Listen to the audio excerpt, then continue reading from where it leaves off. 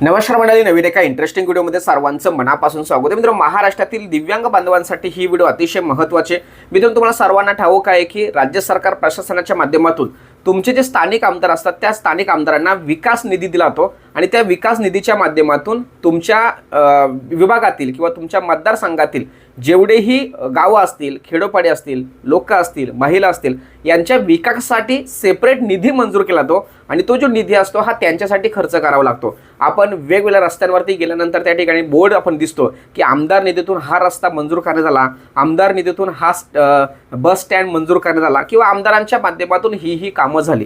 परंतु मित्रांनो, तुम्हाला हेही माहीत आहे की तुमच्यासाठी म्हणजे दिव्यांग बांधवांसाठी आमदारांना सेपरेट आमदार निधी दिला जातो, विकास निधी जातो आणि तो जो निधी असतो हा निधी फक्त आणि फक्त दिव्यांगांच्या विकासासाठी, प्रगतीसाठी, सक्षमीकरणासाठी वापरला जातो. परंतु मित्रांनो, खेदाची बाब अशी की महाराष्ट्रामधील कुठल्याच भागामध्ये आमदार निधीच्या माध्यमातून दिव्यांगांना हे साहित्य असेल किंवा त्याच्यासाठी असं काही वेगळ्या पद्धतीने करण्यात आलंय अशा पद्धतीचा बॅनर लावला जात नाही. मग मित्रांनो, आमदारांसाठी हा जो निधी दिला तो निधी दिव्यांगांसाठी न खर्च करता ते स्वतःसाठी खर्च करतात का, हा अतिशय महत्त्वाचा प्रश्नचिन्ह आहे. आणि एक लक्षात ठेवा, जिल्हाधिकारी कार्यालय आणि आमदार जे ह्यांच्यामध्ये समन्वय साधून हा निधी वापरावा लागतो. मग प्रशासनसुद्धा या आमदारांना पाठीशी घालतंय का आणि आमदारसुद्धा या प्रशासनाला हाताशी घालून हा दिव्यांगांचा जो पैसा आहे हा हडप केला जातो का, अशा पद्धतीचा प्रश्नचिन्ह या ठिकाणी उपस्थित होतो. मित्रांनो, एक अतिशय महत्त्वाची आणि आनंदाची बाब म्हणता येईल किंवा एक महत्त्वपूर्ण बाब म्हणता येईल की महाराष्ट्रामध्ये एकमेव असा जिल्हा आहे जळगाव जिल्हा की त्या जळगाव जिल्ह्यामध्ये या आमदार निधीचा पुरेपूर वापर केला जातो आणि तेथील जे जिल्हाधिकारी कार्यालय आहेत किंवा जे जिल्हा परिषदचे CO आहेत, कार्यकारी अधिकारी, त्यांच्या माध्यमातून दिव्यांग बांधवांसाठी सेपरेट निधी मंजूर करून तो दिव्यांगांच्या सक्षमीकरणासाठी वापरला जातो. तर आत्ता मी तुम्हाला एक बातमी वाचून दाखवणार आहे. त्या बातमीच्या आधारे तुम्हालाही कळणार आहे की जो काही आमदार निधी मंजूर केला तो किंवा जिल्हा परिषदेमध्ये जो सेस फंड असतो दिव्यांगांसाठी सेपरेट, तो कशा पद्धतीने वापरता येऊ शकतो, दिव्यांगांसाठी वापरत असताना कोणकोणत्या बाबी विचारात घेतल्या पाहिजे आणि तुम्हाला जे काही जिल्हाधिकारी कार्यालय असेल किंवा CO ऑफिस असेल किंवा तुमचे आमदार असेल तर त्यांच्यापर्यंत सुद्धा हा मुद्दा सांगायचा आहे की अशा पद्धतीचं राज्यातील अशा जिल्ह्यामध्ये या पद्धतीने हा निधी वापरला जातो. मग तुम्ही का वापरला जात नाही किंवा तुम्ही का वापरत नाही, तर अशा पद्धतीचा जाब आपल्याला विचारायचा आहे. म्हणून ही माहिती समजून घेणं गरजेचं आहे. तर मित्रांनो, ती माहिती आता समजून घेऊया. तर मित्रांनो, दिव्यांगांना पुनर्वसनासाठी जळगावात मिळतोय आधार, अशा पद्धतीची ही बातमी आहे. आणि या ठिकाणी बघा, 13,000 दिव्यांगांना सहाय्यक साहित्यांचं वाटप करण्यात आलेलं आहे. आणि या ठिकाणी आपण व्यवस्थित समजून घेऊया. त्या ठिकाणी दिव्यांग व्यक्तींना आधार, उपचार, शासकीय योजनांचा लाभ मिळवून देत जळगाव शहरातील जिल्हा दिव्यांग पुनर्वसन केंद्र दिव्यांगांसाठी आशेचं किरण ठरत आहे. केंद्र शासनाच्या सामाजिक व न्याय विशेष अधिकार असलेल्या मंत्रालयाच्या दिव्यांग सक्षमीकरण किंवा सशक्तीकरण विभागांतर्गत इंडियन रेड क्रॉस सोसायटीद्वारे हे केंद्र संचालित केलेलं आहे आणि यानुसार हे सक्षमीकरणाचं प्रभावीपणे काम या ठिकाणी करत आहे. या ठिकाणी बघा, सन 2013-14 मध्ये स्थापन झालेल्या या केंद्राच्या अध्यक्षपदी जिल्हाधिकारी व उपाध्यक्षपदी जिल्हा परिषदेचे मुख्य कार्यकारी अधिकारी म्हणजे CO असतात.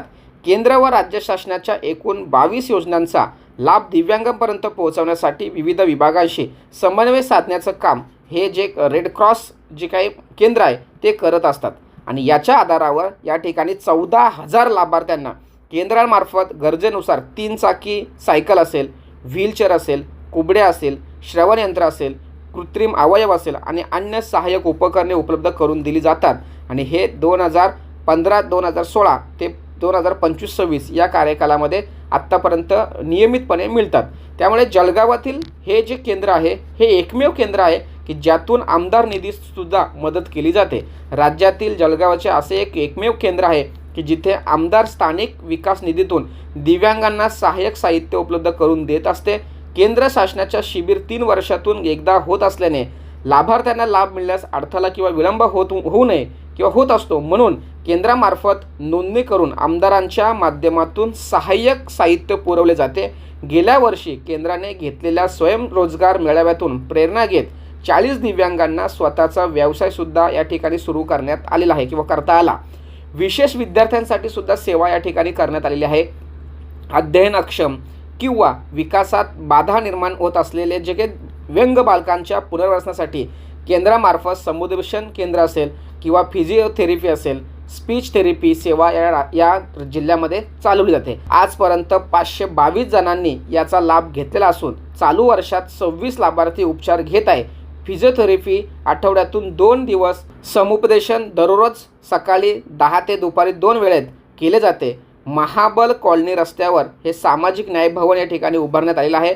तर मित्रांनो, अशा पद्धतीने आमदार निधीतून किंवा विद्यार्थ्यांसाठी किंवा राज्य सरकार आणि केंद्र सरकारच्या माध्यमातून विविध योजना व सेवांचा लाभ प्रत्यक्ष लाभार्थ्यांपर्यंत पोहोचवण्यासाठी जळगाव हे केंद्र काम करते।